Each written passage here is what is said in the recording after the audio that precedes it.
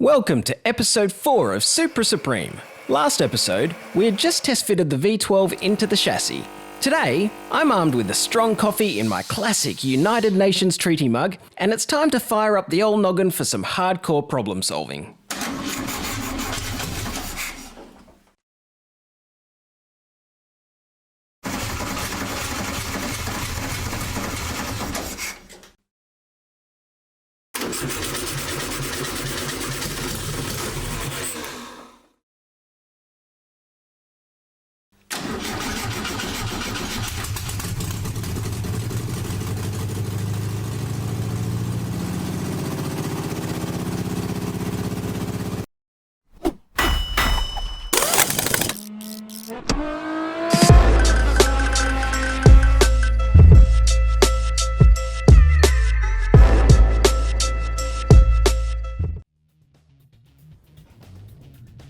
So what we're doing here is marking out parts of the tunnel that we're going to cut away.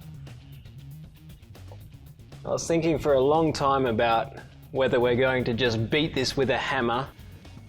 Don't be ridiculous. Or whether we'll actually cut the tunnel and replace it with formed sheet metal that will suit the shape of the gearbox. And I decided, well, you know what, both ways will work, but this car deserves the best treatment we can give it. So we are going to cut some pretty giant holes in this tunnel and shape some steel to replace those sections and make it like that gearbox was always meant to be in here.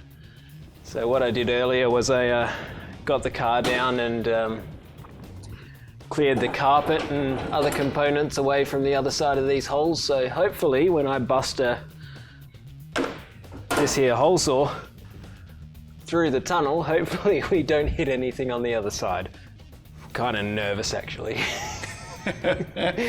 You can't unhole saw this tunnel so easily. So you see these circles I've marked out here. This is where we're going to make the metal not anymore.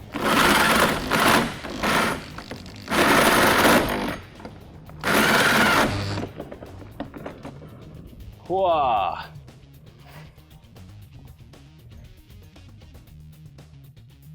Now, for the right-handed one, which I'm going to do left-handed. We're a left-handed drill. For those who aren't already aware, Tristan is actually cat-handed or left-handed. But superior. We try not to let that get in the way of our feelings about him.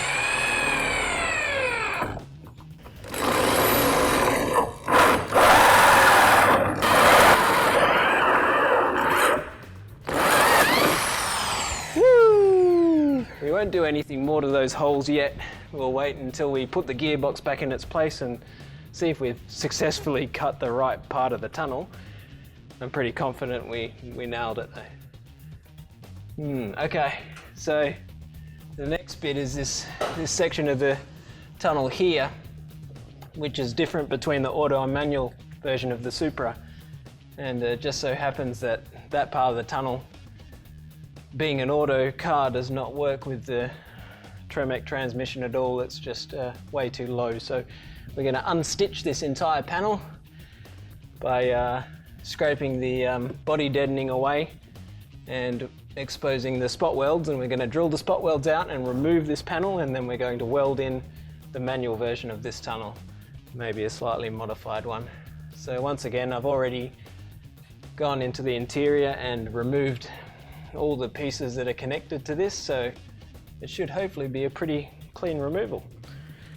So we're using a heat gun and a scraper to try and get away the body deadening here so we can expose the spot welds.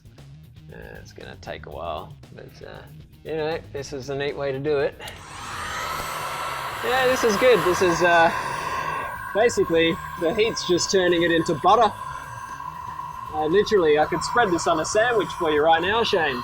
Yeah, that sounds appetizing. Probably nicer than Vegemite. So I'm pretty confident this is going to perfectly expose those spot welds. Yeah, look at that. Well, this is more like Nutella, actually.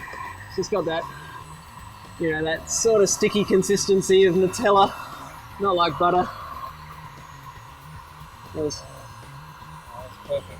Let's try not to drop that on my nuts. I would like to take this opportunity to thank my good buddy Ben, who does this sort of bodywork a lot, for suggesting this method of removing the body deadener. It's working bloody marvellously. Oh no, I haven't found any spot welds yet, but I'm sure they're there somewhere. But the good thing about this is we've basically not exposed any raw metal whatsoever. This is just pulling it back to the primer, which is what I really wanted to achieve, because these bodies are really well coated. They don't rust very easily at all. So if you can avoid scratching the primer and any coating on these panels, and just taking off what you need to, then you can retain that sort of anti-rust property that these have. I don't like rust.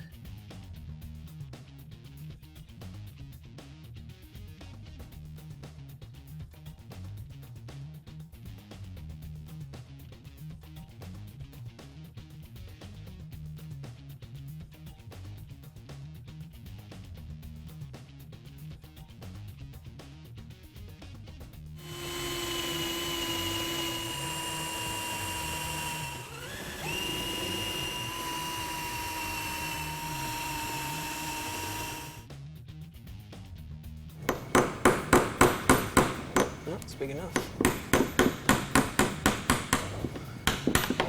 Now if you take a real close look at this one, Shane, this is my favourite bit, when you get the panel away from the other and you just see that spot weld separating exactly where you drilled it.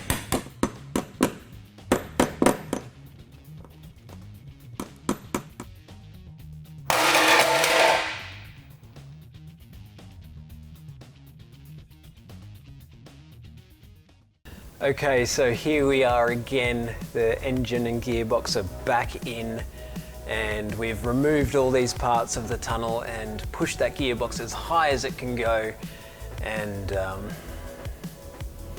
it still doesn't fit. The angle's still wrong.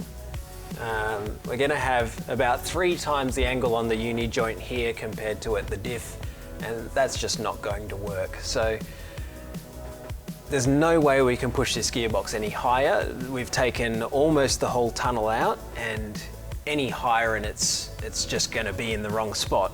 There's only one other way to correct the angle of this driveline, and that's to drop the motor even lower. But that's not going to be easy, because it's already almost resting on the steering rack here. We can't move the steering rack, not really. There's only one thing to do, and that's to remove the upper sump so that we can drop the engine even further, try and correct this driveline, and then I guess we've got a really big sump problem to solve.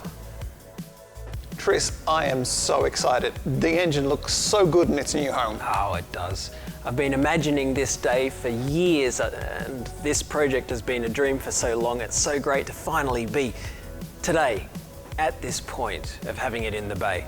And I gotta tell you, I'm this far away from wetting myself with excitement. Well, so far so good at this stage, but we have hit a few snags. Where are we at?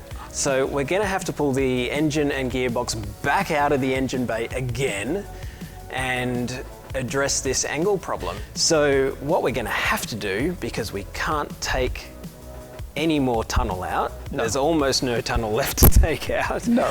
We're gonna have to take the next part of the engine away and ditch it, and that is the upper sump.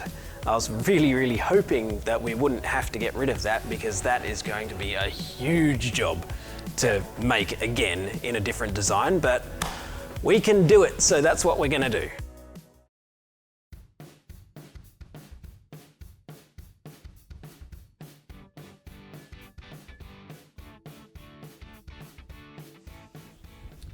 All right. Tristan! Oh, buddy, hey! The to-do board! What the bloody hell have you put the to-do board up for? I'm trying to fix the car. Yeah, now you say that, but how far have we gotten? Well, We've accomplished heaps of things. We've made episodes and episodes of engine-related V12. It's funny you say that because we're at the end of the next episode, mate. This is it. We're done. We've got to wrap it up. We're out of time. We're out of time. So I thought it would be a nice point in time to come back and tick off all of our accomplishments from this episode. Oh, it's easy. It'll take me a while. We've done heaps. Right. Clearly. Look, watch. I'll just put this away.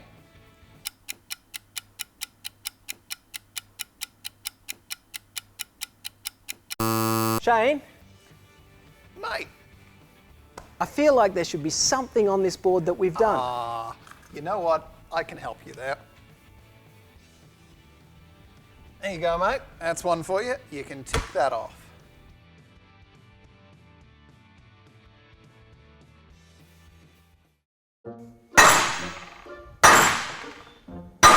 Tris!